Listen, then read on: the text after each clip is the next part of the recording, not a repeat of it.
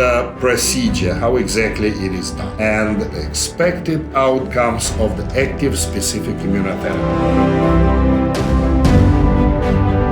The Autologous Active Specific Immunotherapy preparation protocol involves drawing blood or the tumor tissue from the patient to produce 30 vials, 1.1 milliliter each of the active specific immunotherapy vaccine. The standard protocol for one course of ASI therapy consists of 30 vials administered via subcutaneous injection of one vial on each alternate day, every other day for the duration of 60 days, with a resting period of 3 months between treatment courses.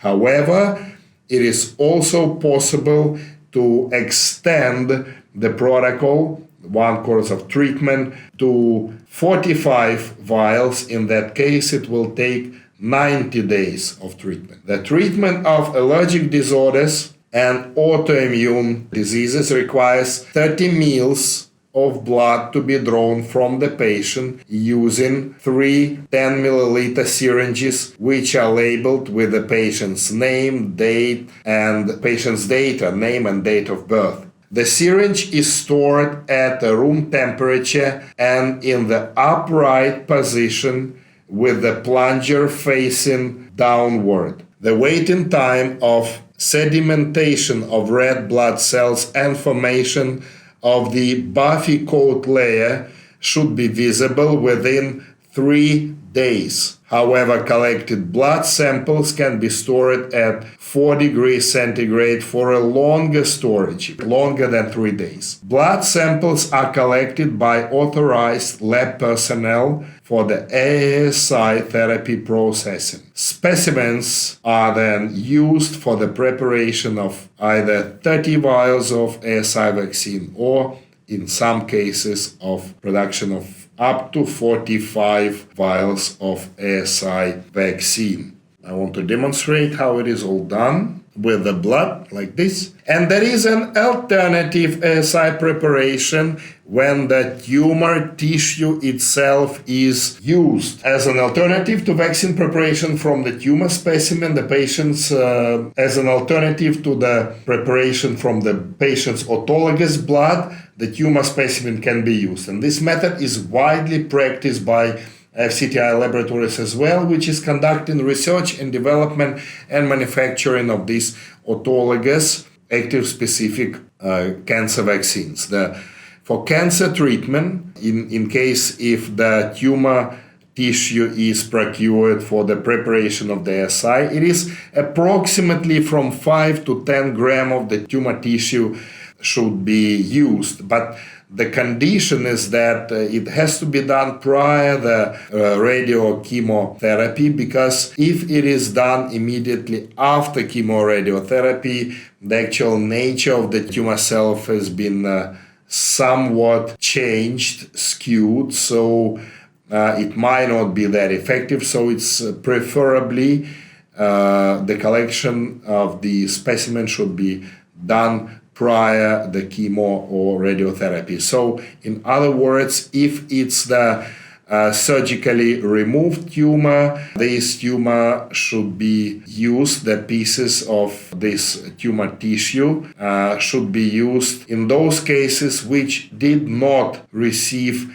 neoadjuvant therapy. Okay, so when there was no chemoradio given prior to the surgery, then this method can be used. If there was neoadjuvant chemoradio, especially radiotherapy, then not advisable. It is not the ideal optimal conditions, because the nature of the tumor cells, the antigenic set can be changed, can be affected by the chemoradiotherapy, and that may reduce the efficacy of the subsequent treatment. So the tumor samples are collected by same authorized lab personnel, delivered to the laboratory at 4 to 8 degrees Celsius within 12 hours. Yeah, so in this case, within 12 hours. What to expect? the expected outcomes of the active specific immunotherapy. The ASI helps to overcome and prevent conditions caused by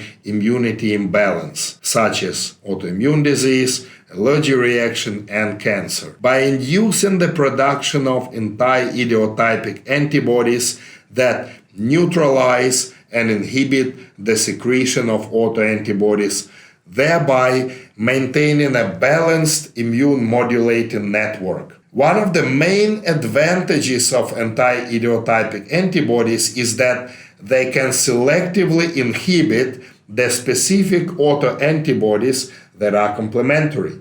In contrast, most conventional drug and immunotherapies are non-selective and suppress protective and destructive immune responses, making individuals susceptible to a higher risk of infectious diseases caused by the opportunistic pathogens. In addition, anti-idiotypic antibodies induce a memory response by generating T helper memory cells that persist after treatment and prevent relapses from occurring, thus promoting longer-lasting immunity.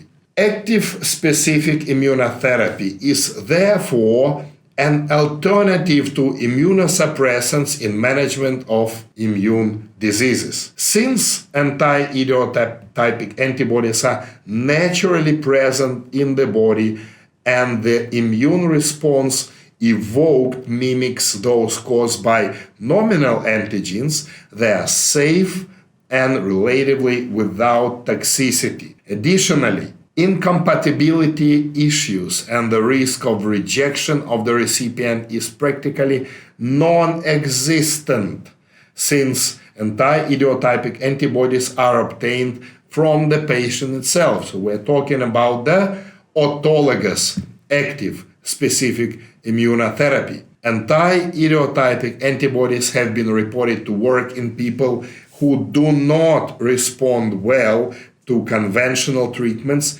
giving them a better quality of life, significantly reduced pain, much better pain control, much less fatigue, and as a result, a longer life expectancy.